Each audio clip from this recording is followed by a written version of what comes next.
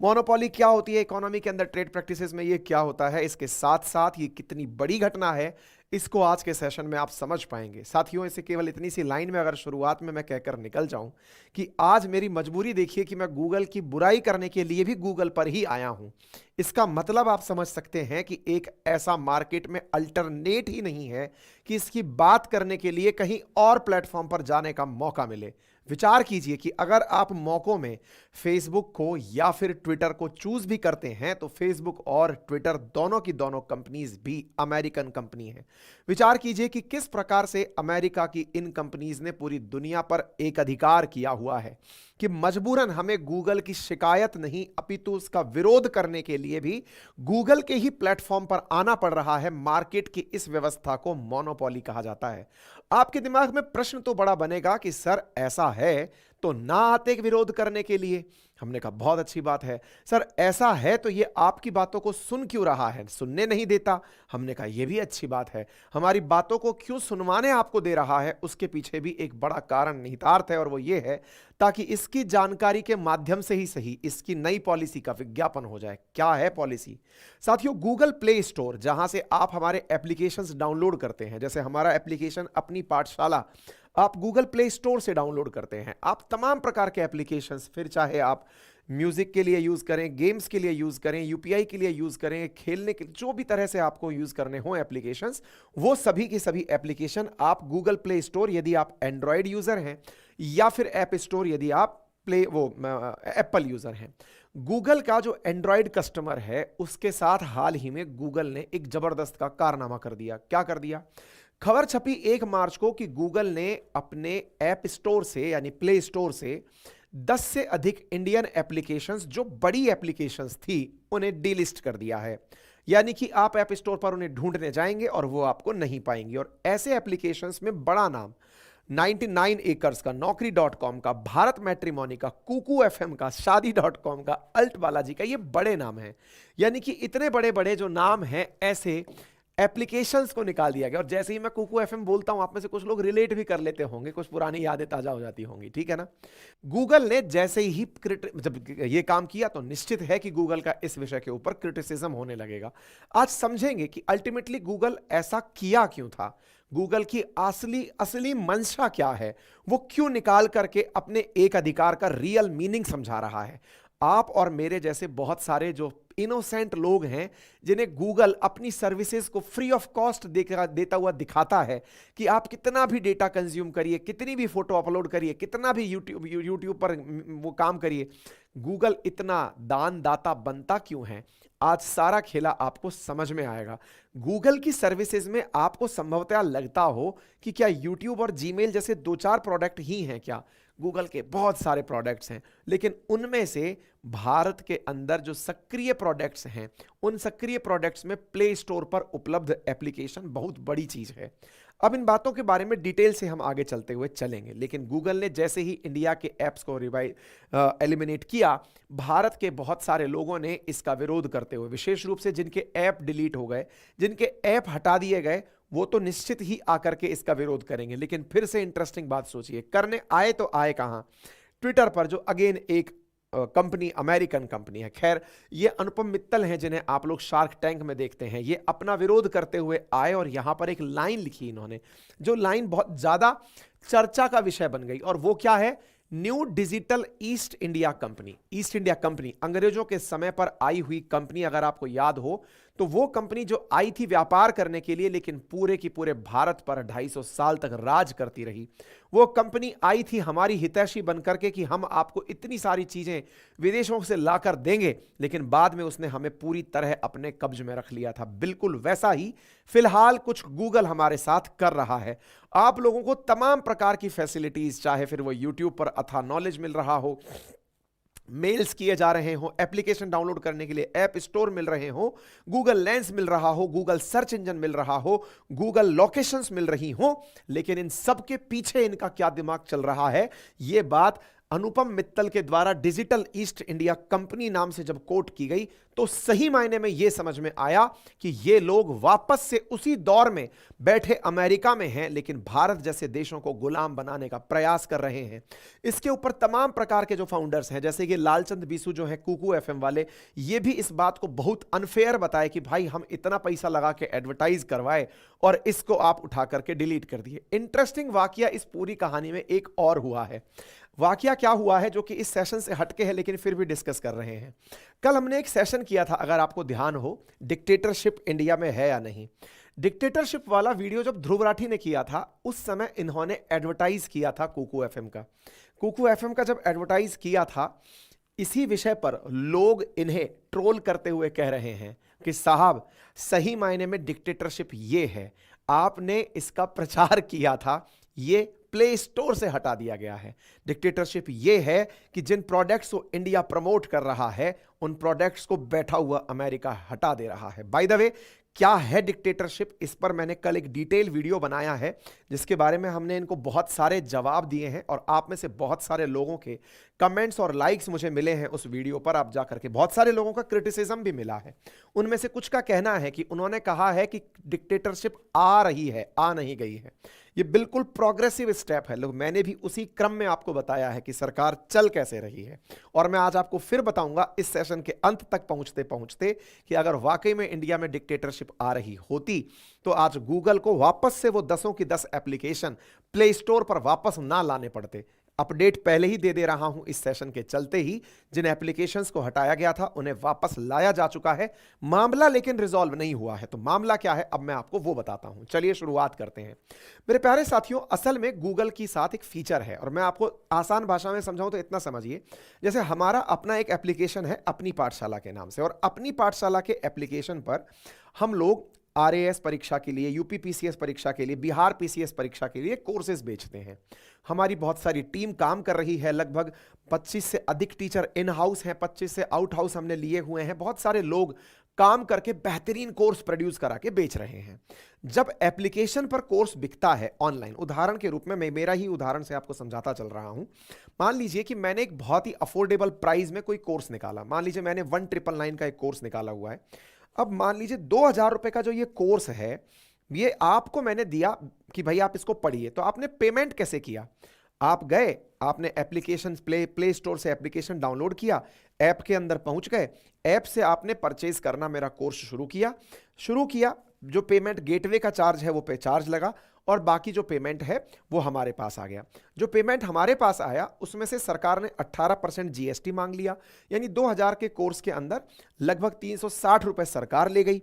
उसके बाद जो बचा उसके अंदर टैक्स स्लैब में जहां जहां हम आते हैं कि आप 30% स्लैब में आते हैं, तो बचे हुए अमाउंट पर 30% सरकार फिर और ले गई। यानी कि कुल मिलाकर के अगर हम अपनी तरफ से ये बात करें कि ऑलमोस्ट हमारा कितना पैसा कट गया, तो 2000 रुपए का अगर हम कोर्स निकाल रहे हैं, 30% स्लैब में हम ऑलमोस्ट पहुंच रहे हैं, तो ऐसी स्थिति में 45% के आसपास पैसा सरकार ले जाती है। लगभग 1100 रुपए के आसपास इफेक्टिवली कंपनी को आकर पड़ता है, जो हमारी कंपनी आपके लिए कोर्स प्रोड्यूस करती है। ठीक है, ये उदाहरण मैं क्यों दे रहा हूं, अब आपको इससे आगे का खेल समझ में आएगा। क्या खेल है साहब? अब ये जो पैसा है ना, इस पर गूगल की नजर है। गूगल की क्या नजर है? गूगल कह रहा है कि पेमेंट गेटवे वाले को आप 1-2% चार्ज दे रहे हो, ठीक है, एप्लीकेशन तो आपने गूगल प्ले स्टोर पर डाला हुआ है, तो बोले फिर आप गूगल प्ले स्टोर पर 30% टैक्स पे करिए। अब वो टैक्स नहीं है, वो उसका सर्विस चार्ज है। मतलब विचार कीजिए, अगर कोई ये कहे कि आपका 2000, मैं मेरा ही कोर्स की बात कर लेता हूं। चलिए, मेरा जो फाउंडेशन बैच आता है 2000 रुपए वाला, वो 2000 रुपए वाले बैच पर 30% यानी कि 600 रुपए सीधा साफ करके गूगल पहले ही रख लेगा कि साहब ये तो मेरा हुआ। क्यों हुआ? क्योंकि आप गूगल पर पढ़ा रहे हैं। अब आपके दिमाग में प्रश्न आएगा, और सोचते चलना, गूगल पर पढ़ाने की जरूरत क्या है सर, कहीं और चले जाइए। ऑप्शन तो दीजिए, क्या है इंडिया में ऑप्शन? इंडिया में कौन सा ऐसा धुरंधर है जो सरकारी नौकरी की चाह छोड़ करके गूगल का सब्स्टिट्यूट बनाने निकला हो? यहां तक कि आईआईटीएंस भी आईएएस बनने निकले हुए हैं, पीसीएस बनने निकले हुए हैं। कौन है जो यहां पर अल्टरनेटिव गूगल बना रहा हो? कोई नहीं। ऐसी स्थिति में अब आप आइए, 30% गूगल अपना कट मांग रहा है। चला गया 600 रुपया, बचा 1400 रुपया। 1400 में आइए तो फिर 18% सरकार, 30% 18% जीएसटी, 30% इनकम टैक्स। तो भाई मेरे एक बात बताओ, 45% के आसपास सरकार ले जा रही है, 30% के आसपास गूगल ले जा रहा है, 25% अमाउंट बचेगा।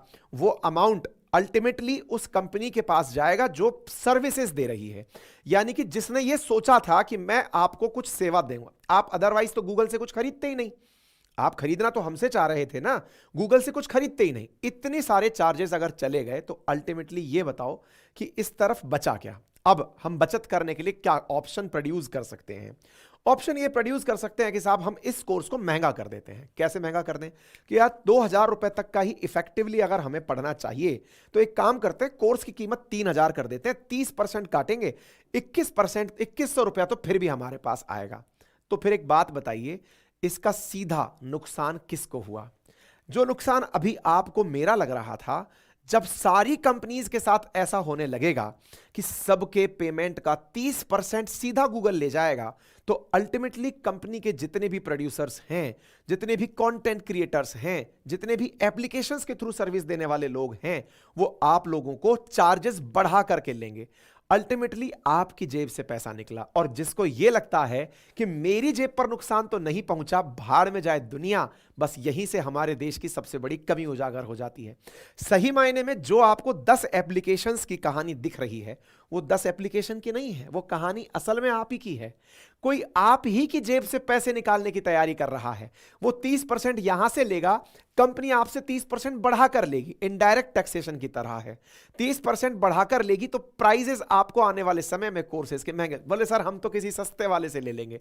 भाई मेरे, अगर सस्ते वालों से ले लोगे तो वो तो बेच ही नहीं पाएंगे, क्योंकि इतना बचा ही नहीं पाएंगे, तो वो चैरिटी थोड़ी करने आएंगे। इससे अच्छा है वो मुफ्त में ही पढ़ा लें, या फिर उठा करके ऑफलाइन पढ़ा लें, जाके जाइए कि यहीं पर पढ़ा लेंगे, या फिर कोई सा भी काम कर लीजिए। गाना बजाने वाला फिर फ्री में बजा लेगा, बोले चलो हो जाएगा, ठीक है। तो आपको पहली बात तो ये समझ में आनी चाहिए, ठीक है। तो गूगल ने अपने इतने प्रकार की जो सर्विसेज हैं, इन पूरी सर्विसेज के अंदर क्या किया कि इसने गूगल प्ले स्टोर के ऊपर, कुछ इस प्रकार से दिखता है आपको गूगल प्ले, जहां से आप एप्लीकेशंस डाउनलोड करते हैं, उस पर इसने सारा की सारा खेला कर दिया। गूगल दया निधान होकर भी कितना कमाता है, देखिए। गूगल का 2023 में जो टर्नओवर था वो $305 बिलियन था, कमाई $305 बिलियन थी, जिसमें इंडिया में 2022 में लगभग $94 बिलियन की इसने इंडिया से कमाई की है। ये कितनी होती है? ये इतनी है कि इंडिया का बायलैटरल ट्रेड अमेरिका से लगभग 110 या 120 बिलियन डॉलर का है, जबकि अकेला गूगल नामक प्रोडक्ट अमेरिका में बैठा है, इंडिया में केवल सर्विसेज देकर के वो इतना पैसा बना करके अमेरिका ले जा रहा है। प्यारे साथियों, दुनिया के बाहर के लोगों को ना हमें अंदर तोड़ने का मौका मत दो। हम सब यूनाइटेड हैं, हम सब लोग मिलकर अपने हितों की बात करना जानते हैं, तो सही मायने में भारत का हित निश्चित होगा। मैं कईयों बार आप लोगों से कहा हूं कि असल विकास इस चीज में है कि हम अपना हित समझें, भारत का हित समझें, देशभक्ति को समझें, राष्ट्रभक्ति को समझें, देश की प्राथमिकताओं को समझें। और अगर ऐसा होता है तो निश्चित ही वो दौर भी आएगा जब गूगल को सरेंडर करना पड़ेगा। वो दौर भी आएगा जब आप में से ही बैठा कोई लिसनर गूगल से बड़ा सर्च इंजन बनाएगा। एक समय ऐसा लगता था कि गूगल की मोनोपोली है, लेकिन उसी बीच में चैट जीपीटी आया जिसने गूगल की जड़ें हिला दी। हो सकता है एक दिन भारत का आए। टेक्नोलॉजी में बैठा हुआ कोई आप ही के बीच में मेरा भाई एक दिन इन अमेरिकी कंपनियों को उन्हीं का आईना दिखा दे। आज चीन बड़ा बना है, उसके पीछे का बड़ा कारण है उसने अमेरिकी कंपनीज को अपने यहां एंटर ही नहीं करने दिया हुआ है। अमेरिका की कोई कंपनी अलाउड नहीं है। ऐसी स्थिति में ये चाहे फेसबुक हो, ट्विटर हो, ये अलाउड नहीं है। ये मुद्दा है बड़ा समझने का। तो संभवतया आप इस बात को समझ रहे हो, अभी भी बादल टले नहीं हैं।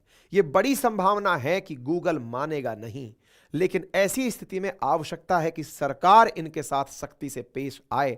आवश्यकता है इस बात की कि सरकार इस बात पर बहुत मुखर होकर राष्ट्रहित की बात को ध्यान रखते हुए, क्योंकि अगर प्राइजेस बढ़ते हैं तो वो सबकी जेब से कटेंगे। और सही मायने में कहा जाए तो ये जो मार्केट है ना, उसकी मोनोपोली। मेरे प्यारे साथियों, इकोनॉमी में मार्केट के अंदर 3 प्रकार के कंपटीशन कहे जाते हैं, मोनोपोलिस्टिक, ओलिगोपोलिस्टिक और परफेक्ट कंपटीशन।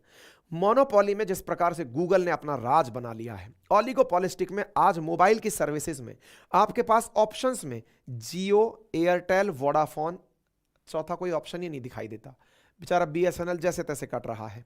सरकार को चाहिए कि 140 करोड़ के देशवासियों के लिए केवल 3-4 कंपनियां ही भविष्य निर्धारित ना करें और कंपनीज को भी ऑप्शंस दिए जाएं, नए स्टार्टअप्स को मौके दिए जाएं, ताकि ये मार्केट ऑलिगोपॉली से परफेक्ट कंपटीशन की तरफ निकले। देश को आवश्यकता है क्रॉनिक कैपिटलिज्म से बचने की, देश को आवश्यकता है नव उपनिवेशवाद से बचने की, देश को आवश्यकता है दोबारा से गुलाम होने से बचने की। मेरे प्यारे साथियों, आपकी जागृति, आपके द्वारा चीजों पर तत्परता से रिएक्ट करना और इस प्रकार के विषयों को समझना, यह अपने आप में एक बहुत बड़ा पैमाना बनता है। फिलहाल के लिए इतना ही। बाकी आप इस विषय पर क्या सोचते हैं कमेंट बॉक्स में जरूर बताएं। आप अश्विनी वैष्णव जी का बयान सुन लीजिए। India is very clear, our policies is very clear. हम अपने स्टार्टअप्स को पूरा प्रोटेक्शन देंगे। मैंने गूगल को बोल दिया है, हम उनसे अगले हफ्ते मिल रहे हैं। This can not be permitted, इसको परमिशन नहीं दी जा सकती है। ठीक है साहब, तो फिलहाल के लिए इतना ही है। बाकी आप सभी साथी समझदार हैं, जिसको जो समझ में आए कमेंट बॉक्स के अंदर लिखें। मेरी तो बस अंत में इतनी सी गुजारिश आपसे रहती है कि मेरी बातें आप तक बेबाक तरीके से, निर्बाध तरीके से पहुंचते रहें, तो आवश्यक है कि आप मुझे सब्सक्राइब करें, क्योंकि आप में से 41.6% लिसनर्स अभी भी ऐसे हैं जो रोजाना वीडियो देख तो रहे हैं, लेकिन उन्होंने वो सब्सक्राइब का बटन नहीं दबाया है, जिसे दबाने में 0.19 सेकेंड लगता है।